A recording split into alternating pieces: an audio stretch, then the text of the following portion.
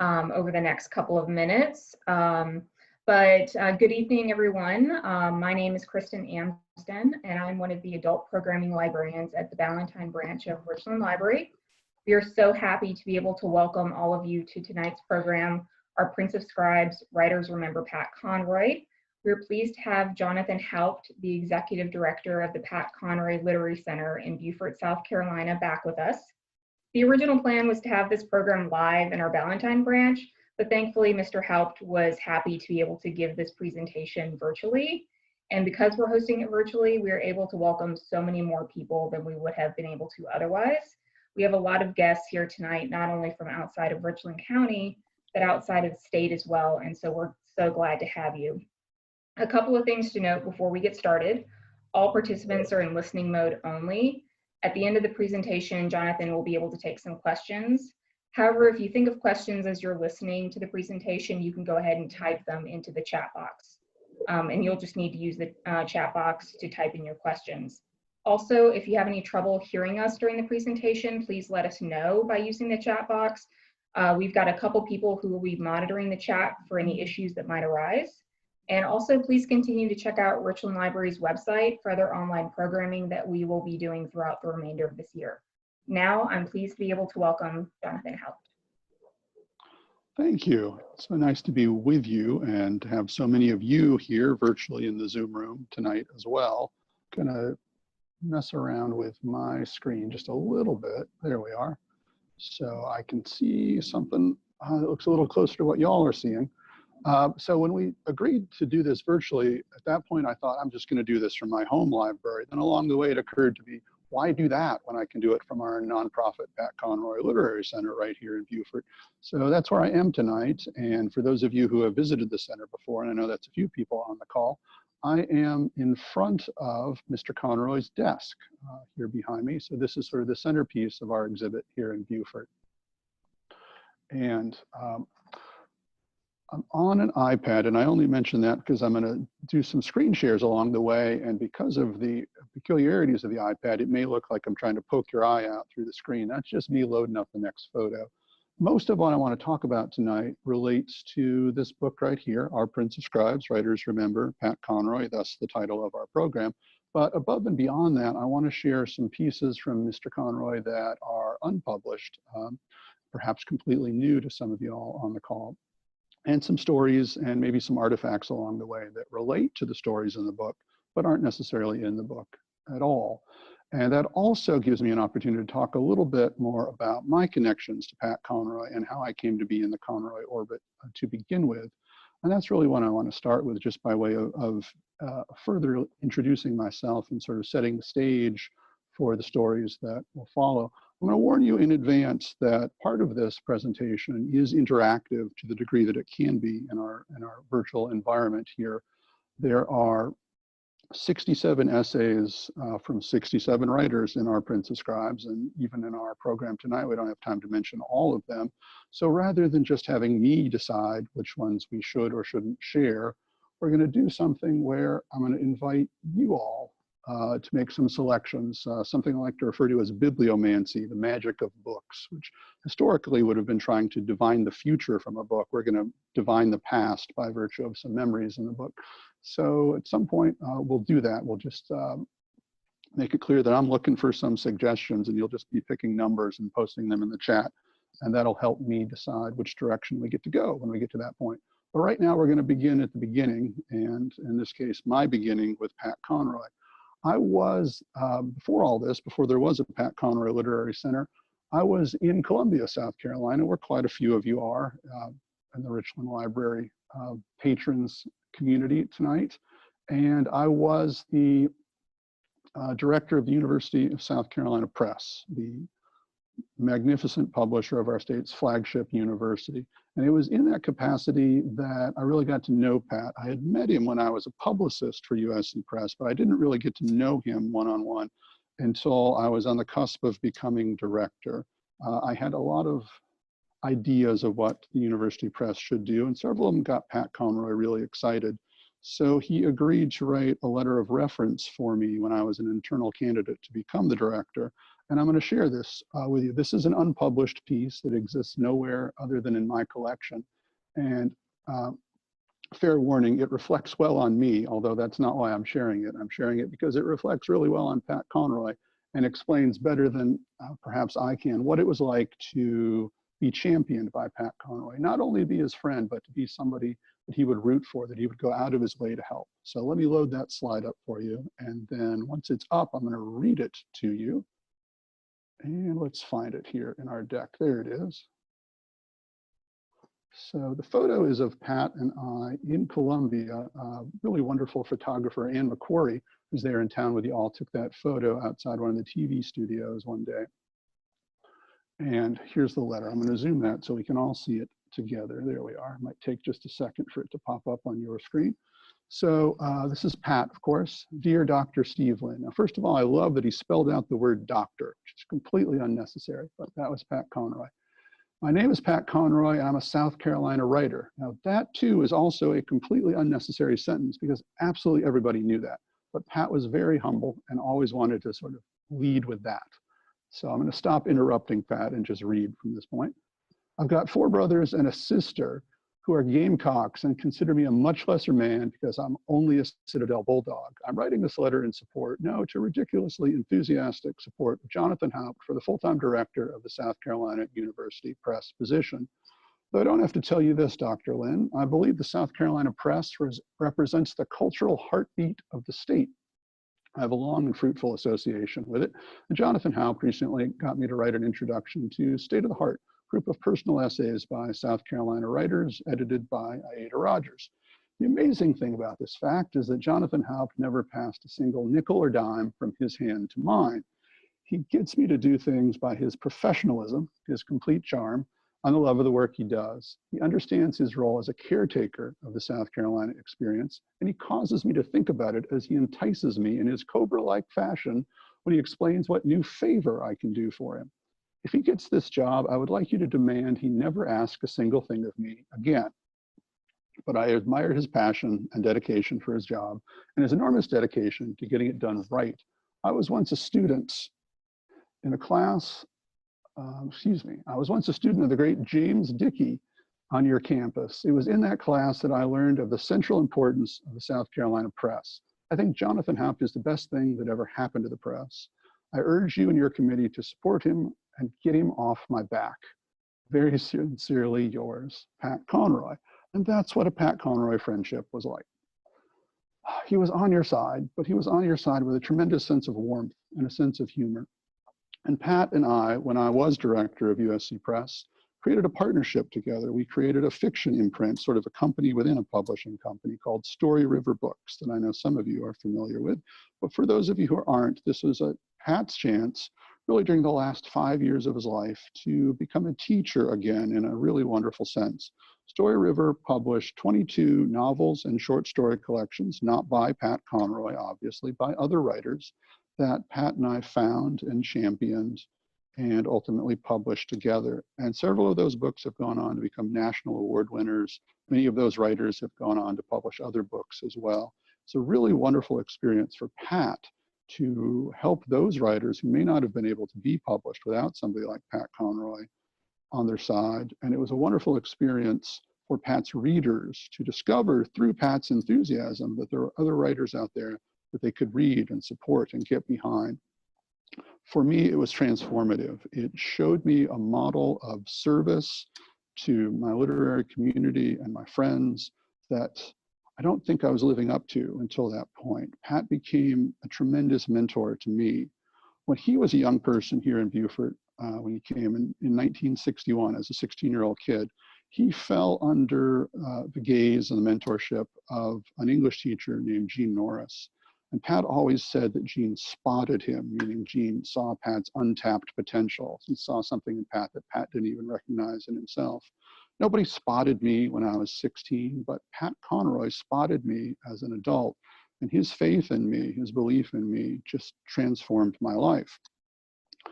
So one of the things I got to do for Pat as a tremendous honor, and it leads into why there is an Our Prince of Scribes book, is as Pat's 70th birthday was coming around, October of 2015, I created a festival here in Beaufort, a 3-day festival called the Pat Conroy at 70 Festival. And Pat was a little reluctant to participate in it initially, honored that we were having it, a little reluctant to participate. But in the end, he came to absolutely everything. Even when he wasn't supposed to be on stage, he would still be in the audience, supporting other writers who were there. And in that moment, in October of 2015, he seemed as healthy and as happy as he had been in all the years that I had known him. He began to get sick. In January, he was diagnosed with pancreatic cancer and gone on March 4th of 2016. Leading up to that, Pat and I were still selecting books for Story River for this fiction imprint that we had. And one of those books was by a writer named Nicole Seitz, an exceptionally talented novelist and visual artist who lives and works and teaches in Charleston. And Nicole's book, The Cage Maker, was working its way toward approval to be published. But this was about the time of our 1,000-year flood, which those of you in Columbia most certainly remember, and certainly those of you elsewhere in South Carolina do as well. And Nicole had taken it upon herself to very quickly put together a small anthology, just a few writers, some original material, some previously published material, as a fundraiser for flood relief. And we both ended up at the Decollege Literary Festival in Columbia. The first year there was a Decollege Festival, which Richland Library was a partner with during all the years that festival existed. And Nicole was there, and she was supposed to be talking about this flood relief anthology. And I was there with a group of Story River writers, and I was supposed to be talking about them. But that weekend was when Pat Conroy announced to the world that he had been diagnosed with pancreatic cancer. And things that I had known and others in Pat's circle had known, now everybody knew. So that's all anybody at Decollege wanted to talk about, naturally, understandably so. And as Nicole and I shared our own Pat Conroy stories with each other, we started to realize that every writer at that festival, almost without exception, had a Pat Conroy story too. Either they had known him and he had been influential to them in person, or they had simply read him on the page and wished that they could be a writer like Pat Conroy. That the gravitational force of Pat Conroy was so big, it seemed to include every single writer we knew. So that weekend, we began talking about the possibility of doing what Nicole had done with the Flood Relief Anthology for Pat, gathering together a few stories, maybe a dozen, from writers who had been in Pat's orbit, and having them write these quickly and getting this book out quickly, maybe even quick enough that Pat himself would get to read them. 2 weeks later to the day was the day that Pat Conroy passed away. And this anthology, this project that we had in mind, took on a completely different weight at that point. It became something that was going to be part of Pat's legacy. And it became something that we knew would be therapeutic and healing, not just for folks who would get to read it, but for all the writers who would be invited to participate in it as well. So we stopped thinking about it being about 12 writers, and it became, how many writers do you think we can get? And who are those writers? And do we know them? And if we don't know them, who knows them that we know? And in the end, we spent a year and a half gathering stories about Pat Conroy from 67 different writers. Folks, if you make it to the end of your life and 67 people still like you, you've done pretty well. If they want to tell stories about you in a book, that's even better. And 67 writers are by no means every single writer whose life Pat touched. It's not even close. They are a representative set as well. Part of the work was sort of done for us by the natural momentum of writers wanting to mourn the passage of someone like Pat Conroy. For example, Rick Bragg, Pulitzer Prize winner, wrote a beautiful piece in memory of Pat Conroy, which was originally published in Southern Living in his column in the back of that magazine. Kathleen Parker, another Pulitzer Prize winner, wrote a beautiful piece about Pat Conroy that appeared in the Washington Post. Mark Childress, a fantastic writer from Alabama, didn't write something for public publication, but he posted a really beautiful note on his Facebook feed that I saw that became the starting point for his Our Prince of Scribes essay. So Nicole and I were reaching out to all of these writers to gather their stories. And every so often, one of those writers would say, well, if you're open to this, I can recommend this other writer who I think you would be interested in. Kathleen Parker, for example, recommended that her son, John Connor Cleveland, be considered for the book. I thought, oh, that's adorable. Now I have to go look at some piece by Kathleen Parker's son and find a nice way to say no to her. And then I read the piece and it was extraordinary and it made it into the book. And that was John Connor's first publication. So there was this sort of pathfinding momentum to this where we would go to writers that we knew and they would lead us to writers that we didn't know. And over time, that number grew to 67. You know, at some point when it really started to take off, we thought maybe we can get to 70, because Pat was 70 when he passed away. Wouldn't that be great? Numbers are so often meaningful in the writing of Pat, in the life of Pat for that matter. Trying to land on a sort of Conroy number had a particular appeal to it, and we didn't quite get to 70. 67, however, as we realized later, was the year that Pat graduated from the Citadel class of 67. So without even trying to land on that particular Conroy number, there we were nonetheless. The other amazing thing that happened, which we could not have done intentionally had we tried, was that the 67 writers who participated in the book all knew Pat at different times and in different ways, and many of us did not even know each other before this began. But as these pieces started to come in, sometimes 2 or 3 at a time, sometimes just 1 at a time, sometimes a week or 2 with nothing, patterns started to emerge, a chronology started to emerge. And Nicole, being the talented novelist that she is, started to see the story take shape and figured out how to arrange all of these essays from different writers all over the country, to some degree all over the world, if we count Jonathan Carroll in Austria, and started to arrange them in a real narrative of Pat's life, not in the same way that he told his own story. He had 12 books in which he did that, memoir and autobiographical fiction, but this was the story of Pat Conroy as we experienced it alongside of him. So during this year and a half, a lot of things changed for Nicole and I. We both changed jobs. As I mentioned, I had been director of USC Press, and the best thing about being in publishing for me at that point was working with Pat Conroy. There was no more Pat Conroy, so I was actively looking for other opportunities, including many outside of South Carolina. I didn't really want to leave South Carolina, but while Nicole and I were busy putting together all of these essays for this book, this place, the Conroy Center, was being envisioned and created by Pat's family and his friends and his agents. And I was really honored to be invited to become the first director of the Conroy Center, a challenge which I readily accepted when it was offered to me. So when I left USC Press, all of the interest in Pat Conroy that press had left with me. So now we have this beautiful book that's starting to take shape and no publisher, and that's a problem. So I went back to my first publishing mentor, Lisa Baer, who hired me straight out of grad school at Southern Illinois University. And Lisa had become the director of the University of Georgia Press on the very same day that I became director of the University of South Carolina Press. And Pat was born in Atlanta. Pat has all sorts of Georgia connections. So UGA Press was not only enthusiastic about publishing Our Prince of Scribes, they went to the Georgia Writers Hall of Fame, which is a partnership they have, and they asked for what's known in publishing as a subvention, which is a fancy word for money, to publish the first print run. And the Georgia Writers Hall of Fame, which inducted Pat Conroy, which has never given to a book project publication before, underwrote the first print run of Our Prince of Scribes and has been thrilled to see how well that book has done. It's opened up possibilities for the Hall of Fame to support other publications in time as well. So the book originally came out in September of 2018, which is almost 2 years ago. Paperback edition came out a year later. Since then, the book has gone on to win 14 awards, which I'm going to show you because I'm kind of embarrassingly proud of that. Let me put that slide up for you. Yeah, the most recent of these was just about a week and a half ago, National Indie Excellence Award, a book for small press publishers. So there they are. Some of these are major awards and some are relatively minor awards. Pat Conroy used to joke that he had never won an award anybody had ever heard of, and we've certainly won a few of those too. But the book has been tremendously well received. But awards are sort of the least meaningful part of this. What's been the most meaningful for me is the enthusiasm that the writers and the readers have had for this project.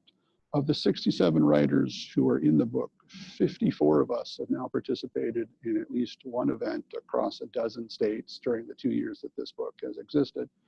And initially, all of those events were sort of panel conversations where 2, 4, 6 of us, whatever it would be, would get together at a book festival or a library or a school, and we would tell amusing, educational, hopefully inspirational stories about our friend Pat Conroy. And that would be our chance to get to know one another as well, because many of us, even though we all knew Pat Conroy, didn't actually know one another when this was beginning. But over time, the question and answer sessions that would follow those panels started to take on this pattern. It became clear that a lot of the people who were attending were writers themselves or had ambitions of being writers, and they had good writerly questions, not so much about Pat Conroy, sometimes not even about the panelists, but about the business of writing or the craft of writing. And most of the 67 writers in this book are teachers in one sense of the word or another. Either that is their profession or they have the capacity when called upon to be a good teacher or a good mentor. So about a year ago, we held the first Our Prince of Scribes Writers Conference in Charleston in partnership with our statewide writers organization, South Carolina Writers Association. And that workshop sold out immediately, and we raised the cap and it sold out again. And it became this wonderful thing where we could get 4, maybe 5 of the contributors to Our Prince of Scribes together. We would all donate our time. We wouldn't make a dime off of the workshops any more than we make a dime off of the book. And we would teach these classes and would keep the price as low as we possibly could. And we've had writers at all levels of experience come and take part in these workshops. We're about to have a 4th one. Let me see if I can load the slide up for that one real quickly here. That's coming up at the end of August, and it will be our first one to be held as a hybrid event, meaning you can attend from anywhere online on Zoom as we are right now. But we're doing this in partnership with the Morris Center for Lowcountry Heritage, which is in Richland, South Carolina, a few towns over from where we are. And they've got a big, beautiful event space there where socially distant seating for up to 20 is possible. So we'll have an in-person audience as well. And we've got a unique teacher in that group. I'm not going to mention now because I'll come back around to her in a second. But certainly won't be the last one of these we do. We have ambitions for taking these out of South Carolina as well as in-person events when it's possible to resume those, and certainly continuing them online as well. So it's our chance to really honor the spirit of the book. We all participated in the book because Pat was a mentor to us, and the workshops, the conferences are our way to mentor other writers to help find the next Pat Conroy, who is certainly out there, probably many more than just one of them. So at this point, I want to read a couple of stories from Our Prince of Scribes, and then I'm going to turn it over to you as a sort of choose your own adventure, and you're going to help me pick some other ones that I will get to tell as well. But there are 3 that I always like to share from the book and give each one a little bit of context as well. And the first one is fairly early in the book. It's from a writer named Valerie Sayers. And if that name isn't familiar to you yet, I hope hearing a little bit about Valerie will send you out to find her books, which are phenomenal. She is from right here in Beaufort. Pat Conroy was her high school teacher. After Pat graduated from the Citadel in 1967, a lot of his more casual fans assumes he goes straight out to Defusky Island for the year that becomes the inspiration for The Water is Wide, but that's not what happens at all. There are 2 years in between where Pat is back at Beaufort High, same Beaufort High he went to as a junior and senior in high school himself. And he's teaching government and psychology in his first year. In his second year, during a period of transformation at the school, Pat teaches what very well may have been the first African-American studies class taught in any public school in the state of South Carolina.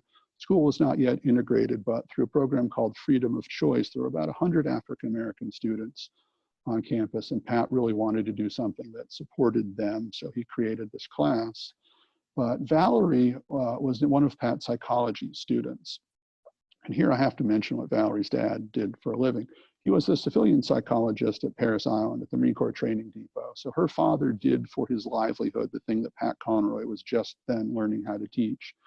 And she should have been Pat's toughest critic.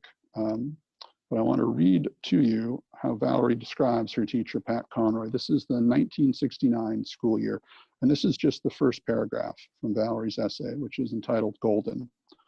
We must have called him Mr. Conroy, but that's hard to imagine. Outside class, if we thought we were cool, we referred to him as Pat. When we gossiped, we called him Pat Conroy, one word on one breath, a movie star's name. When he paced our high school psychology classroom, he was all performer, good looking in a Paul Newman, cool hand Luke kind of way, only taller, younger, cooler. He was master of the sudden pause, the beat, the punchline. He told us funny, self-deprecating stories, his fears, his gaffes, and we didn't believe a word. 2 years out of the Citadel, he was only 6 or 7 years older than we were. But he was Robert Kennedy, Wilt Chamberlain, and the Beatles rolled into one. Sounds like an incredible teacher, right? Well, here's one example of how Pat taught this psychology class. There was a problem at Beaufort High that was not being addressed to anyone's satisfaction, including Pat's, and it had to do with teen pregnancy. Teen pregnancy rate at Beaufort High was really high at that time, and there was no sex education class. It's still the small town South in the late 1960s. Beaufort wasn't ready for that. So Pat introduced the sex education topic into his psychology class under the guise of human sexuality. And teen pregnancy rates at Beaufort High actually dropped because of that.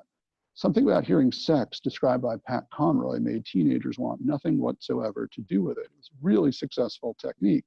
And Valerie was one of the students in that class. So she not only learned psychology from Pat, she also learned sex ed, but more than anything else, what she learned was storytelling. Pat Conroy was never Valerie's English teacher, but he taught everything in that class as a story.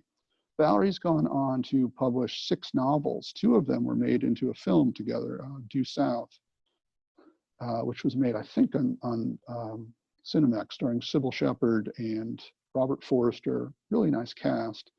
She has her first collection of short stories that's just come out called The Age of Infidelity. And on a podcast that I have, I'll be interviewing Valerie in a couple of months. She's also one of the board members here at the Pat Conroy Center. So I've gotten to work with Valerie and teach with her, and she's a phenomenal person. One of the first bits of fan mail I got for this book, if I can call it fan mail, was a letter from one of Valerie's classmates who is a burgeoning writer here in Beaufort who participates in our local writers group. And she sent me a note saying that when she saw that Nicole and I and all these other writers were doing this book, Our Prince of Scribes, she knew immediately that she wanted to buy a copy, but she wasn't sure she ever wanted to read it because, in her words, she didn't want to be sad 67 times. But she read Valerie's essay and she cried and she laughed and she got to know a side of her teacher that she never knew before. And she told me she spent the next day reading everything, not in any particular order, going back and forth, discovering all these things about this guy that she had known since she was 15 or 16 years old. And she felt like she knew him on a completely different level after reading this book. And that's what it's been like for me too. In many ways, I feel like I'm still getting to know my friend. But the story that absolutely convinced her that this book was not going to make her sad 67 times is the other one that I want to read to you right now. This is from a writer named Ron Rash, and I bet that is a name familiar to a lot of you out there. Ron's a poet and a short story writer and a novelist, and a couple of his novels have been turned into films. The one you're probably familiar with, although it wasn't a particularly good movie, is called Serena.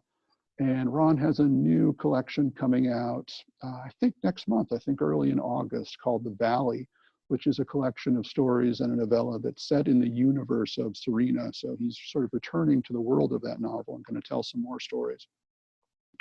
Ron can be very serious. It's hard in some ways to imagine he has any particular sense of humor. And Pat sort of took that as a kind of challenge as he came to know Ron and champion Ron. Ron and Pat's wife, Cassandra King, were doing this sort of weekend author talk / writers retreat in the Highlands in North Carolina, fancy historical inns. And everybody there was being really nice to Ron. I mean, nicer than people normally are to even a celebrity writer. And Ron couldn't quite figure out why that was all weekend. And as he was leaving, the desk clerk sort of pulled him up close and said, "Mr. Rash, we just want you to know everyone here is completely on your side. We're so proud of how well you're doing. Mr. Conroy told us before you arrived that you're a recovering meth addict and you've only been clean for 2 weeks, and we think you're doing really well. Ron's never been a meth addict. That was Pat just having a bit of fun with Ron. So that was really the nature of their friendship. It was sort of an element of one-upmanship. And this is what Ron writes about in his essay, which I want to read to you here, just a section from it. So this is the middle part. And this is an example of that sort of competitive one-upmanship. There was no story you could ever tell Pat Conroy that he could not top. And I also want to read this one because it's one of the few essays in the book that relates to libraries. So in honor of our host, Richland Library, I picked this one as well. So this is Ron and Pat comparing stories about book signings. So this is Ron speaking here. The subject of dispiriting book signings came up, and I told Pat that I had just endured the worst such signing ever. Let's hear it, Pat said. I told them about an event years earlier when I had done a reading and a signing in a small library in South Carolina. Books would be available for sale, my host assured me. Books were indeed there, but the audience was not. 3 people showed up, the person who invited me, a friend of his who promptly fell asleep, and a grim-faced nun who appeared to have come solely as an act of penance. After my event, I dutifully went pen in hand to the signing table. None of the 3 came near the table. 0 books sold, I told Pat. No one even picked one up to pretend they might buy it. They didn't even touch a book. It doesn't get worse than that. Pat looked at me, a twinkle in his eye. Oh, no, no, no, Pat said in his way. I can top that. How do you top 0 books sold? I said. I'll tell you how, Pat answered, and began a story about a book signing soon after his self-published The Boo came out. The signing was in a chain bookstore. He had been given a chair and a small table on which he placed copies of the book. He sat and waited for customers to come his way. As the 2-hour signing was about to expire, Pat hadn't sold a single book. Few people had even made eye contact. But then an elderly man did. He came over and spent the next few minutes talking to Pat, finally picking up a book to peruse it. After a while longer, he decided to purchase a copy, but only if Pat would personalize the book for him. So Pat asked the man's name, wrote the name and a few words, then signed and dated the book. The man thanked Pat and was about to go pay for the book. Then, according to Pat, the man took 1 step toward the checkout counter, fell to the floor, and died. That's not 0, Pat said, since the book could neither be sold nor returned. That's -1. Pat told that story a lot. Did that ever happen? Probably not, but who cares? It's a good story. And that's a good example of the sense of humor of Pat and the way in which he would mentor the writers he befriended. Ron was feeling terrible about this book signing, and Pat found a way to lift his spirits with a wonderful story. He would do things like that all the time. He would always find the right thing to say in exactly the right way. Many of these stories have that sort of hero's tale quality to them. There are quite a few that fall into a category I've come to think of as in-walked Conrack, where there's a writer who's down on his luck or her luck, or maybe hasn't had anything published yet and is worried nothing's ever going to be published. Or worse yet, they've had a book published and nothing's happened. It's not at all the life they've imagined. But there's that moment where they're on the cusp of giving up. And in walks Pat Conroy, who very often is a writer they've never ever met before, but they know who he is. Everybody knows who Pat Conroy is. And he will be drawn to them. They don't even have to come up to him. He will know, he will sense it in so many of these essays. He will go over and he will introduce himself and he will listen. This Pat, always a good teacher, always a good listener. And he'll find the right thing to say, or he'll find the right introduction to make, whether it's a book or a person or a connection. And it'll give that writer something that they didn't have. It will make them go on to whatever the next step is. Many of the stories that fall into that category I had never heard because they weren't unfolding in front of anyone else. There's no audience, there's no public. It's just a writer and Pat Conroy having a conversation. And those writers were incredibly generous to share those stories. So maybe you'll get to hear one if you pick one, because what I've done, if you can see that, is handpick about 12 of these, and I've numbered them. So this is where our bibliomancy begins. You all out there in audience land are going to pick a number and post it in our chat feature here, and I'm going to go with whatever the first number is I see. 7. We got a 7. Okay, let's see who number 7 is. Oh, 7 is Sandra Brown. Anybody out there know who Sandra Brown is? I see a number 4. I'll do that one next. Right now is 7 here. So Sandra Brown, New York Times best-selling author of like 72 novels, something ridiculously huge like that, of let's say thrillers and mysteries. Fantastic writer, lives in Texas. She also has a home in North Carolina and on Hilton Head, actually not far from where I am. But she is also the mother of a writer. Her son, Ryan Brown, who is a soap opera actor, among other things, got very interested in writing a novel and just couldn't quite figure out how to do it. He decided he wanted to write a novel about a zombie football team, because who doesn't need a book about a zombie football team? But you know, the concept was good, and he had no particular weight to this. He just couldn't find his way through. So Sandra took it upon herself, after she befriended Pat Conroy, to find a moment to introduce Ryan to Pat. And Pat, who probably didn't know much about zombies, but quite a lot about football, listened attentively to this story from Sandra's son, Ryan, about this novel he was trying to write. And he realized nothing's at risk. I mean, it's a good concept, but nothing's at risk. Why does the zombie football team have to win the big game? What happens if they do? What happens if they don't? And that short, simple conversation with Pat Conroy got Ryan to reimagine the whole book, which has been published to rave reviews. It's called Play Dead. And it was Ryan's first book, not his only one. He has a later one as well. But that's not the passage I want to read. That's a good story. That's not the passage I want to read. This is Sandra describing a meal she got to share with Pat Conroy. Pat, of course, had a cookbook, Pat Conroy cookbook, phenomenal cookbook, phenomenal collection of stories.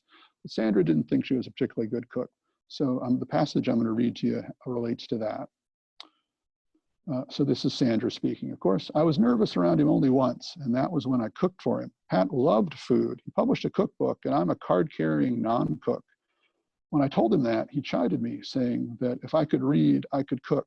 That's a good line. That's also Pat quoting himself, by the way. That appears in the voice of Tom Wingo in Prince of Tides, but that's Pat stealing his own material. This was one of those friendly arguments which Pat won by virtue of his tenacity. So in a weak-minded moment, my husband and I invited Pat and Cassandra to dinner, and the menu was up to me. I fell back on what I knew. The one thing I could kind of make, even a little bit tasty, was Texas chili. First, I had to get the all clear from Sandra. Did they have any dietary restrictions? Pat did, but she told me that he would love chili. He arrived at our house, went straight to the kitchen stove, raised the lid on the chili pot, sniffed, and asked what was in it.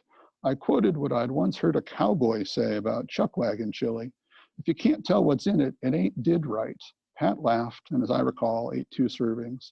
He might have had heartburn later, but he professed my chili to be delicious, the best he'd ever had. Possibly he was just a damn good liar, but I chose to believe he was exercising that incredible charm I had referenced earlier. For having known Pat Conroy, the author and the man, my life was truly blessed. And Sandra's been very generous to participate in events for Our Prince of Scribes as well, which you certainly don't need to do if you're the New York Times bestselling author of 72 books. But that's the kind of loyalty that Pat inspired in his friends. I saw number 4 next, so I'm going to go to that one, and then I've not seen any number that posted after that.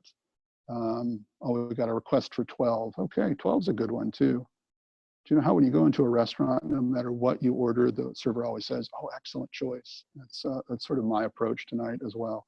But we're at number 4 right now, and that's from a writer I've gotten to know really well lately. Her name is Kathy Murphy.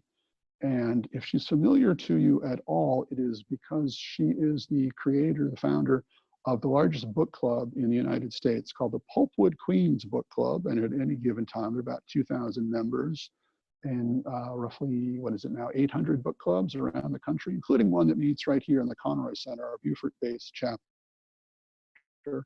But Kathy was trying to get Pat Conroy to come to the annual event of the Pulpwood Queens, which is called Girlfriend Weekend, and held in a tiny little town called Jefferson, Texas, a beautiful town, but a tiny remote town.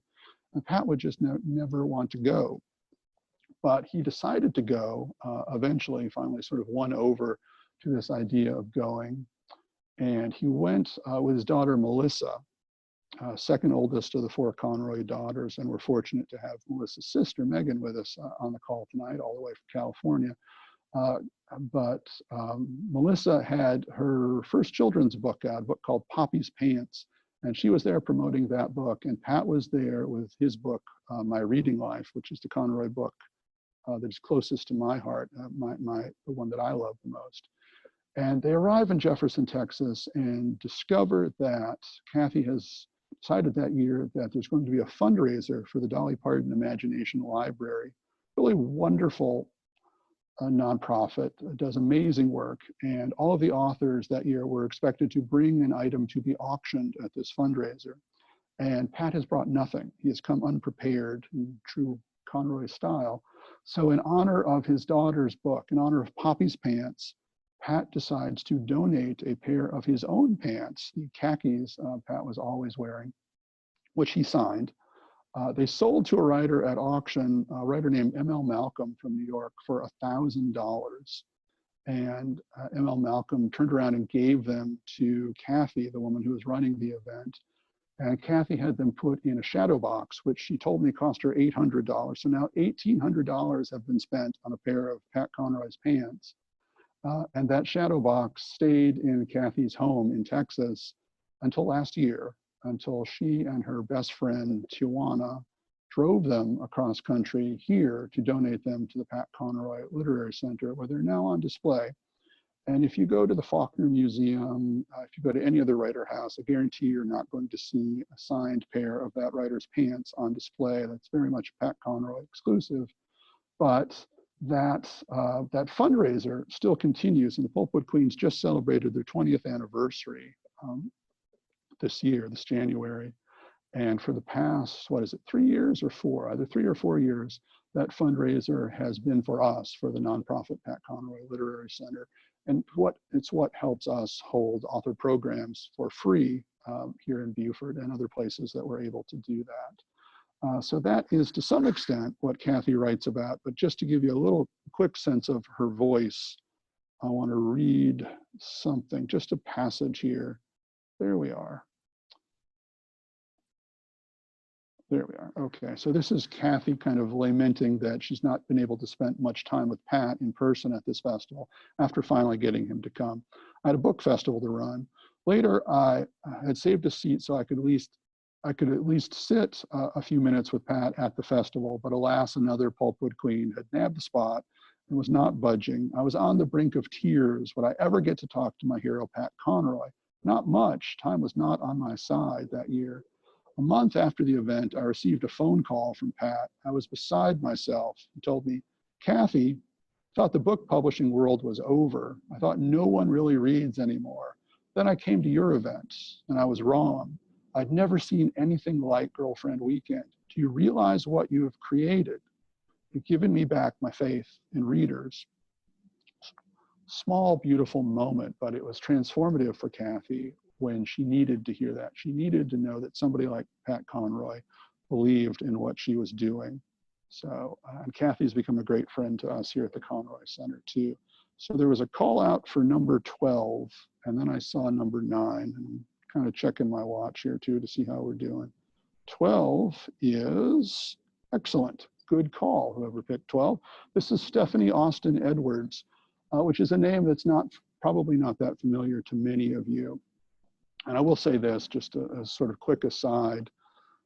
When readers who have spent some time with this book come up to me afterwards and say, I recognized about half of the names, and I didn't recognize the other half, but now I want to read them too. Pat Conroy would be so happy to hear anybody say that. Pat believed wholeheartedly that the spotlight was meant to be shared, that it was never just for one writer, and it certainly was never just for him.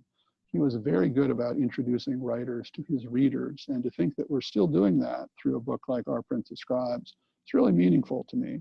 So, I mention that because I'm sure not many folks know Stephanie Austin Edwards. but I hope you go look up her novel, which is fantastic. Stephanie was a classmate of Pat's at Beaufort High School. So she, like Pat, was a student of Jean Norris's. And she was 2 years behind Pat. But she was in many ways a sort of original witness to Pat Conroy becoming a writer, because Pat was published for the very first time at Beaufort High when he was a junior, because the high school had a literary magazine called Breakers. And at that time, Pat wanted to be a poet more than anything else in the world. And he was writing poetry, and that was what was being published in Breakers. And some of the pieces are remarkable. They show the promise of the writer Pat Conroy will become. And some of them are just terrible, angsty teenage boy poetry, the kind that a lot of us start out writing when we're 16 or 17 years old. But it meant so much to Pat to be published in Breakers that his senior year, when he's 17, 18 years old, he joined the editorial staff. So at that point in his life, as a high school senior, Pat Conroy had already decided he was going to be a writer who helped other writers, which is the whole arc of the rest of his life. It all begins at Beaufort High, and Stephanie was there for that as well. So Stephanie has become one of my great friends here in Beaufort. One of the best experiences of being here in Beaufort has been getting to know Stephanie and her husband, Paul. She's one of our volunteers at the center, and she teaches with us more often than she's here in person. She was part of the original Our Prince of Scribes Writers Conference last year, and she'll be part of the fourth one that's coming up as well. And she also directs our local writers group that, as I mentioned, generally meets here in the center, although we've been doing it online lately. So I want to do two things for Stephanie. One is read a passage from her book, which is not about knowing Pat in high school. It's actually about working with the Conroy Center here. And then I want to tell you about the gift that Stephanie has given me, which will take us to another interesting story as well. So this is the last paragraph from Stephanie's essay, written in the mindset of a Conroy Center volunteer. As a writer who has also returned to make my home in Pat's beloved Beaufort, I have seen firsthand what the Literary Center established in Pat's honor has come to mean to so many people so quickly.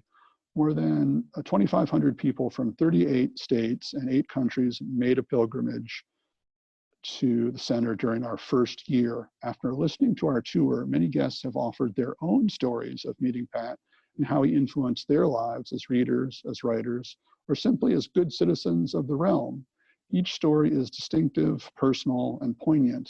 Sometimes it feels as though Pat is there with us, soaking up the love and guiding the experience for all of us here in Beaufort, Pat's home, his muse, and the town that first gave him what he needed most to become the best all around. And I should mention that in high school, Pat's senior year, he was class president, captain and MVP of the basketball team, Mr. Congeniality, and best all around, which is the title of Stephanie's essay.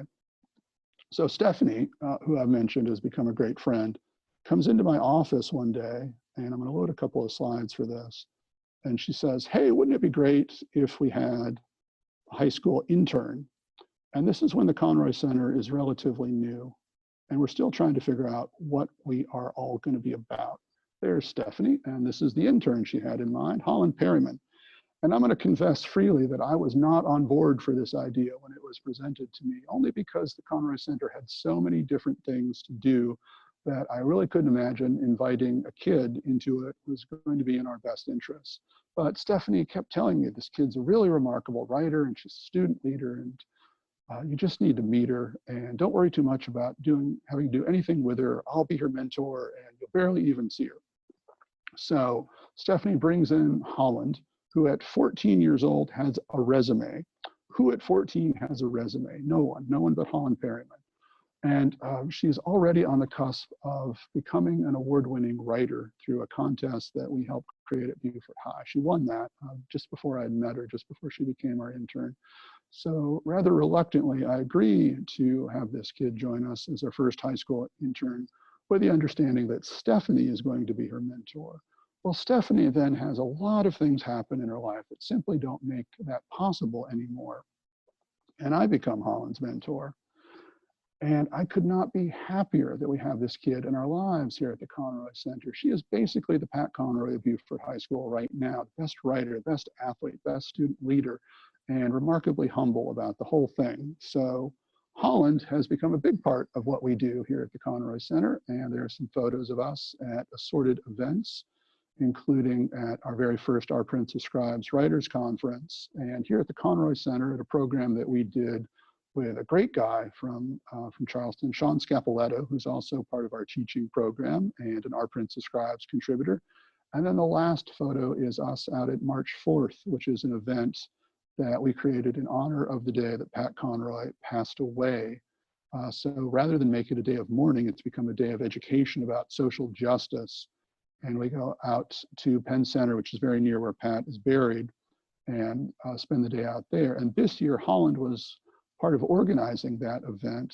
We've also made March 4th part of our partnership with Beaufort High School as well, and Holland is a key component in making all of that happen. So rather than just have her participate as an intern, as an assistant with the Our Prince of Scribes Writers Workshop, Holland's actually going to teach her very first class for an adult audience at the end of August. She'll be team teaching with Sean. So that's her in the bottom there, right next to Sean. And she'll be doing this 2 days before her 16th birthday. She is basically the same age that Pat Conroy was when he came to Beaufort, South Carolina, 1961. So we are tremendously proud of Holland and all that she's achieved as an intern, and certainly beyond that as well. And she's become sort of a secondary scribe in her way. And that all began because of Stephanie, because Stephanie was there when Pat Conroy was just starting out, and she wanted to give a young writer right now at Beaufort High that same kind of chance. So that's what Holland has become for us. So that was number 12. I saw number 9 pop up. After that, I'm going to ask for a couple of more suggestions because we're doing okay on time. I can probably take 2 more numbers after number 9 here. Let's see what 9 is. Tony Grooms, Anthony Grooms, fantastic writer from Georgia. And I'll be interviewing Tony actually next week on the podcast that the Conroy Center has. Tony sort of had a reverse Pat Conroy experience as compared to Pat's going out to, I see an asking for number 13. We'll end on number 13. That's a good one to end on. We'll do that one next. And then I'll open it up to audience Q&A for other questions that might be out there. So this one and number 13, and then Q&A, all right? That's our plan moving forward. So Tony's an African-American writer, was born in Virginia, but moved to Georgia now, where he teaches and writes. He's a 2-time winner of the Lillian Smith Book Award, which is an award given for works of social justice. And Tony's most recent novel, The Vain Conversation, is one that Pat Conroy and I published. I mentioned that there were 22 books published in Story River.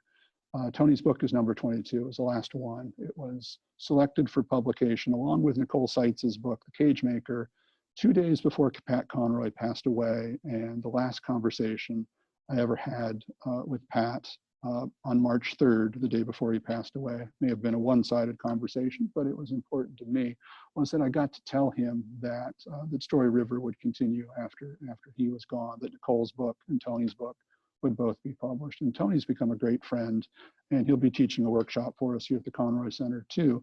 But I mentioned the sort of reverse Waters Wide experience he had. Waters Wide was Pat Conroy going out to Daufuskie Island to be the first white school teacher in an African-American community. Tony, through a program called Freedom of Choice, had the reverse experience. His parents sent Tony as a student to an all-white school when they had the opportunity to do that just before integration. So Tony read The Water is Wide, not as a student in school, later on as a young person, and sort of recognized the reverse experience of his own education there. And I want to read just a small piece from Tony's essay, and then we'll go to essay number 13 here. So this is Tony Grooms writing about his take on The Water is Wide, and therefore his take on Pat Conroy. Water is Wide is not solely focused on the school children, however. Conroy thinks deeply in what I think is at his core a gregarious personality. He melds with all people. He seeks conversations, some uncomfortable, some rebuffed. He revels in the stories of the natural raconteurs he encounters. As a writer, he captured these stories and the voices that told them. He's also blessed with a nearly supernatural insight, able to see the strengths, vulnerabilities, sincerities and hypocrisies, and most importantly, able to touch on the ironies of the human experience. The Black school teacher who loathes Blacks, the white racist who is an essential resource for the Black community, the white who speaks so terribly about Blacks as a whole, but respects us as individuals. And Pat does not spare himself in this gaze, critiquing his own shortcomings and successes. The South that Pat Conroy writes about is a South I know, with tides and marshes and currents as complex as any coastal river. This is the complexity I hope to achieve in my own writing.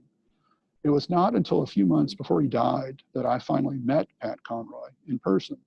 I was meeting a writer who shared Pat Conroy's agent, and so I had an entree to the table where Pat and a group were dining in a restaurant, and I was in that group. This is at the Decatur Book Festival. I introduced myself to Conroy, and he warmly greeted me. I went around the table introducing myself to others and fell into conversation with someone I knew from years before. As we talked, I felt an arm slip into the crook of my elbow and Pat's smiling cherubic face come close to mine as he pressed into me, teasingly, pulling me warmly, charmingly into the sway of his current. Great teachers have a way like that. Really beautiful essay. So glad Tony participated in the project, and he's been a key part of what we've been able to do here at the Conroy Center as well. So we're going to end before questions with number 13, which is the essay by my co-editor, Nicole Seitz, a very nice one to end the reading portion with. So just as a little quick context for this, as I mentioned when I was talking about Tony, I was at Pat Conroy's bedside on March 3rd, the day before he passed away. Cassandra, Pat's wife, Pat's widow, invited me and my wife down, knowing that the end would be coming, and we didn't even know if Pat would still be alive when we got there. But he was, and a small circle of family and friends were there. And it's a really beautiful moment. It remains the great honor of my life to have been invited to be part of that, to be able to say what I needed to say to Pat, to Cassandra that day, be able to say goodbye, and so much else. But while we're having this very sincere moment at Pat's bedside, outside a completely different scene is unfolding at the house, because having so many people in this home has had some repercussions on the septic system, and it's backed up. So a plumber is called, and that then turns into a team of plumbers. And while those of us who are near and dear to Pat and to one another are weeping at his bedside, outside the two windows along that wall, along that room, we're watching plumber after plumber, workman after workman, sometimes out there taking a smoke break, going into the backyard, trying to solve the septic tank problem, which in the end needs equipment. A trench has to be dug out there. And even though the house is fairly isolated, it does have neighbors on either side. And I'm sure there's some moment when they were over there at the other house thinking, you're not going to bury him in the backyard, are they? It's just a comic, ridiculous moment, like something out of a Pat Conroy novel that was unfolding while the man is passing away in his home. And he died, as I mentioned, March 4th. At sunset, and as some folks who were there that evening have told me, the last rays of sunlight were actually coming through the window, landing on Pat when it happened, which I absolutely believe. It's a Conroy story, but it's a good one, so why not believe it? But I tell you all that so I can quickly tell you this. Reporters were contacting me at that same time because that's what reporters need to do when a famous person is about to pass away. You need to get your stories together. You need to invite people who know that writer to make comments.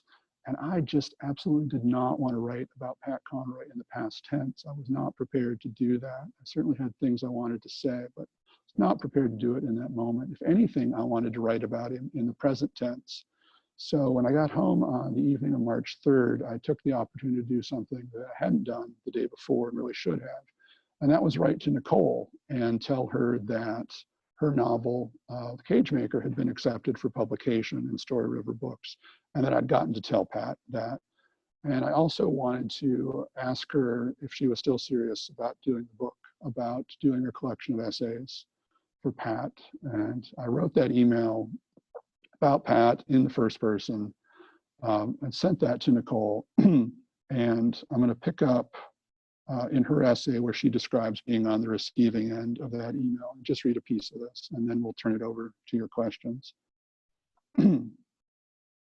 I got an email from Jonathan saying Story River Books would like to publish my novel. It was the news I'd been waiting for almost a year. Separately, he asked if I would agree to co-edit with him an anthology of writers' reflections on Pat Conroy. I read the note and then went downstairs to let it soak in. I'd write him in the morning, I thought, and then something came over me. No, I'd write him tonight, now. I accepted the offer with Story River 3 hours before Pat Conroy passed away. I woke the next morning to learn the news of Pat's death from the Post and Courier. I felt a blow deeply, the yin and the yang of gain and loss. Still, I have inadequate words for that moment, but I do know this. Even in death, Pat is still graciously giving. I will spend the rest of my writer days trying to honor this man. It is with sincere regret that I didn't realize sooner that he was just a man and nothing as large as the pedestal I'd put him on. If he had figured this out sooner, I might have allowed myself into his orbit. But some people shine so brightly in this earthly life that it can be blinding. Pat Conroy was no god. He was simply a man, a flawed, authentic, brilliantly talented man, bestowed with gifts of the pen and the heart, both of which he used well. And in the end, it doesn't matter if he knew my name, because I know his, and it's one I hope to carry on. And that's the spirit that informs the book, a book which would not exist without the generosity of 67 writers, and certainly without the generosity of Nicole Seitz, who gave so much of her time and talent to the book. But she did something else, which I want to show you just quickly before we transition to your questions here. About 70 days before the hardcover edition of Our Prince of Scribes came out, Nicole drew and posted a sketch of Pat Conroy on her Facebook page. There it is. I think you can see that. And people responded really well to that, and understandably so. It's just a wonderful portrait of Pat. The next day, she drew this sketch of Barbra Streisand and posted that. And I should mention, if I haven't yet, that Ms. Streisand wrote a really beautiful foreword to Our Prince of Scribes. And once again, people responded really well to the portrait. And at that point, Nicole did the math, 67 writers in about as many days until the book would come out. She realized she could sketch every single one of us in the book, and all she had to do was one sketch a day, a seemingly impossible task, particularly given that Nicole had a real job and a real family and hadn't even met many of us, hadn't seen us in person. But she actually did that. She completed all 67 sketches before the book came out. And in my role as museum curator, I was able to turn that into an exhibit, which was originally here at the Conroy Center. And it's since toured to several other places, and it will be with us in Richland at the Morris Center for Lowcountry Heritage as a temporary exhibit there. And then it will go back to Hilton Head, be part of an Art League of Hilton Head display there. So this too has taken on a life of its own, due entirely to the generosity of Nicole, who you can see with me there in the former Buxton Books location. So I am so grateful to Nicole for all of her many gifts in this project, and so grateful to all of you for spending some time on Zoom with me to hear some Pat Conroy stories this evening. With that said, if I can get to the chat, if there are any questions there, or if our hosts want to point them out to me, I'd be very happy to answer them if I can. Let's see if I can get the chat up here. Here you go. So I see one question here from Catherine. I wonder what Pat would say about the current political climate in this country and state. What words of wisdom would he offer about the Black Lives Matter movement? You know, I had a dream the other night where Pat was wearing a Black Lives Matter t-shirt. And, you know, he has his way of making himself known. I think the guy who taught the very first African-American studies class in the state of South Carolina in the public school, as far as we know, and the guy who went out to Defusky Island would have very strong opinions and would be doing a lot of interviews and a lot of Pat's famous letters to the editor in support of all manners of equality, but certainly Black Lives Matter. That would be a subject very near and dear to Pat, and was. I was out on Defusky Island 2 days ago with Holland, actually, with my intern, the very first time to go. And one of Pat's students, Sally Ann Robinson, is out there now, a 6th generation native. She was one of the 18 students that Pat taught during that year on Defusky 1969-1970 school year. Of those 18 kids that Pat taught, 4 of them went on to become teachers inspired by Pat Conroy. One of them being Sally Ann, who was a teaching assistant for a while and now is a tour guide, celebrity chef, actually featured in Oprah magazine this month. Let me see if I've got that on my iPad here. And if so, I'll show you that real quickly. Yep, there we are. So that's Sally Ann in O magazine. Nice 2-page spread there in front of the house she lives in on Defusky. And that's Sally Ann's tour bus for her own tour company, which she just started about a year ago. So Pat was a champion to those kids, was a champion to so many people. And I think we'd be hearing from that champion right now if you were around to do that. So thank you for asking that question. Got to get back into chat here. There we are. Let's see. Could you tell us about Pat Conroy's writing process? Well, that would be a good question to answer since I'm sitting in front of his desk right now. And there we are. Yep. And there's a question about whether or not Pat's daughter is still teaching in California. Yeah, she may want to answer that herself since she's on the call with us right now. But let me answer the question about Pat's writing process at this desk behind me. I should mention this is one of many desks that Pat had, but this was the desk that he had on Fripp Island. It's probably something that he bought when he was in Rome. He probably had it there as well. But some part of every book from Beach Music forward was written longhand at yellow legal pads at this desk behind me here. And we have it set up with that in mind. I'm not going to go behind it because my camera is mounted, but if we did go behind it, you would see a yellow legal pad there with notes from some of Pat's grandkids whom they visited not this summer, but last summer, and left some really adorable notes on the yellow legal pad for us. But Pat would handwrite about 5 or 6 pages a day. There's Megan answering the question. Thank you, Megan. I appreciate that.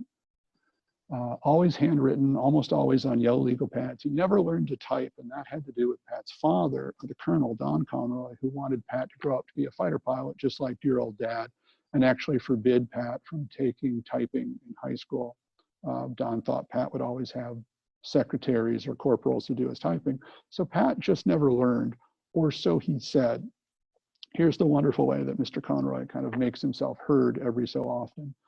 Most of the things that we have here in the center are from Pat's personal collection or are pieces that were created for the Conroy Center. But Pat was the executor of the estate of Jean Norris, that high school teacher I had mentioned earlier, who Pat writes about quite a bit. And I've got a bunch of Jean's yearbooks, and one day I was going through them, and hadn't before because they weren't from years that related to Pat Conroy, so they just got pushed to the back. And a letter fell out, a typed letter from Pat Conroy, which has a handwritten note on it that says basically, Jean, please keep this. It's the only letter I've ever typed. And Jean kept it in an old yearbook, and there it was to be found. So, we know Pat typed at least one letter because it's here, but late in life, he learned rather reluctantly to type because his grandkids had convinced him that email would be a good way to stay in touch with them. And I have a lot of Pat's emails. He never really found his way to capitalization or punctuation or the backspace or delete. So there are all these sort of rough-hewn prose pieces, but there's really wonderful poetry to them. And that takes me back to the other thing I want to say about Pat's writing process. He would write 3 to 5 pages a day, but he would read 200 pages a day. That was a goal that he was setting for himself since he was a sophomore in high school. Pat was always first and foremost a reader. And before he would write a word of prose on his yellow legal pad, he would spend at least an hour reading poetry to prime the pump, to get into that lyrical mindset that we love so much about Pat's writing, to get into that descriptive language that we all recognize in Pat's writing, and to collect words. Pat was a journal keeper. He was keeping handwritten journals from the age of about 15 or 16. Many of those are right there in Columbia at the Rare Books and Special Collections Library at USC. But what you'll often see in Pat's journals are the journal entries themselves, the notes, the beginnings of scenes, character descriptions, whatever it might be on the right-hand side of the page. And on the left-hand side of the page are lists of words, most likely words that Pat has found in the course of his daily poetry reading. words that he's going to try and incorporate into his prose writing, or he's going to go look up if he doesn't know what they mean. He was always a good dictionary user as well. But he was a collector of words and of stories, and you can see all that in Pat's writing process as well. Many writers, including folks like Ron Rash, have to exercise those muscles every day. They've just got to clock in and put a couple hours in the chair writing something, even if they end up throwing it all away, or they feel like they're not a writer and they feel like the skills are going soft. Late in life, Pat didn't need to do that. He could take days, weeks, occasionally months away from writing a novel or anything book length, and then go back to it when the muse was there, when the inspiration was there, and it would be waiting for him. And that's a pretty remarkable thing for a writer too. So that's a long-winded answer to your question about Pat's writing process. But we got Megan's answer about teaching along the way too, so time well spent. Are there any other questions out there that we've not answered, or anybody else got a question you want to close with? Just opening up our chat again.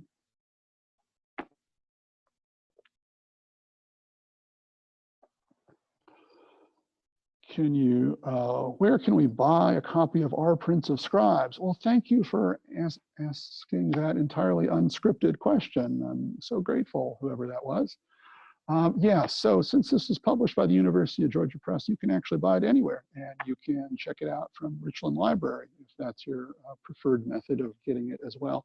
But we do sell copies, autographed copies, of course, right here in the Conroy Center. So you're welcome to contact us through our website about how to do that as well. And I mentioned this quickly earlier. I want to say it again so I can be very clear about this. None of the 67 writers in the book earn a dime of royalties from it. All of the royalties go to support the educational programs here at the nonprofit Pat Conroy Center. Nicole and I always wanted that up front. Some of the royalties from the very first printing supported Story River Books when there was a Story River Books. That imprint no longer exists. So this center is our opportunity to continue as Pat did and be a friend and an advocate to all of his fellow writers. And that's what we wanted the money from Our Prince of Scribes to do as well. Sorry, I think I saw one more question come up there. I don't want to leave anything unanswered if I can. Can you talk more about the March 4th event at Penn Center? Was it a one-time event or ongoing? Okay, that's a very good question. Grateful for that one as well. Yeah, we created March 4th in the year after Pat Conroy passed away, and it sort of occurred to us at the last minute that we should do something to commemorate this day that would not be a day of mourning, would be not a day of celebration, but a day of education. And Pat Conroy is buried on Penn Center property on St. Helena Island, 2 sea islands out from where we are here in Beaufort, very intentionally. He is a Roman Catholic white guy buried in a historic African-American Baptist cemetery. That takes a lot of special permission. But we come to understand this as Pat's last act as a teacher, because from visiting the graves of writers who were dear to him, he knew that his readers, he knew that folks like us would want to visit his grave, that we want to go out there and have a moment with him. And he's right, the gravesite has become a literary pilgrimage site. Folks leave behind all sorts of interesting things out there, which is really wonderful to see in its way. But we wanted to create March 4th in the spirit of Pat's last act as a teacher and go out to Penn Center and give people a chance to learn about the history of this place, which was really wonderful school for the newly freed enslaved people of the Sea Islands during the American Civil War and immediately afterwards. It was kind of quiet for a while, but during the 1950s and 1960s, it was one of the few places in the country where blacks and whites could safely meet together. And because of that, it became a hub, a haven, I should say, of activity during the civil rights movement. And Jean Norris, Pat's teacher, who I've mentioned a couple times, took young teenage Pat Conroy out there to Penn Center to be part of that, to not just be a witness to it, but to be part of it. And Pat met Dr. Martin Luther King and Jesse Jackson and Julian Bond and all of these wonderful leaders of the civil rights movement. And that's what was influencing Pat's decision to be buried out there. He wanted people who are going to go see his grave to learn something on the way. And you can't get to Pat's grave without going through Penn Center and learning at least a little something about that history. So March 4th was created with that in mind. Let's do something educational at Penn Center to honor Pat. That first year, we had about 60 people participate, almost all of them from right here in Beaufort County. We did a nature walk that day with Drew Lanham, who's a really wonderful naturalist and poet and memoirist from Clemson University. He's become a good friend to us here. And we did some discussions and some panels, nothing terribly elaborate, but had a really nice experience, enough to convince us we should do it again. So the second year we went from having having 60 people to having 120, which was the capacity of the building we were in, sold out. And they came from 11 states that year, and it grew. The third year we did it, it sold out again, 120 people. And that year we had our first partnership with Beaufort High School. There was a writer, was and is a writer, I should say, named Nick Stone from Atlanta, who had written a novel called Dear Martin, social justice themed young adult novel. It's being turned into a series for Netflix, and she's written a sequel to it, and a bunch of other wonderful things have happened to her in the meantime. But through a grant, we were able to buy 1,300 copies of that book and have an all read at Beaufort High School that year. So we went from 120 people the year before for March 4th to now, nearly 1,500 people between the 2 days of events. And one of the things that the high school did as part of having Nick Stone there was have a writing contest around the themes of the book, around the themes of Dear Martin. And Holland Perryman won that contest before she became our intern. That was one of the ways in which I started to realize just what an incredible talent Holland is. So we were able to do the Beaufort High School partnership again this year as well. And we will have a March 4th, whether it's in person or virtual or both of those things next year, we'll soon discover. But this has become a signature annual event for us at the center. And we're really proud of what it's become very quickly, because it wasn't us doing that. It's not a ton of Conroy Center money that's going into that. It's the momentum of folks who honor Pat, to whom Penn Center is dear, coming out and participating and making that possible. So yeah, we've not announced next year yet, but we'll be doing that sometime this fall, and it's definitely an annual event. And by all means, do come and participate. It's a really wonderful day out there, Penn. I may have seen one more question pop up.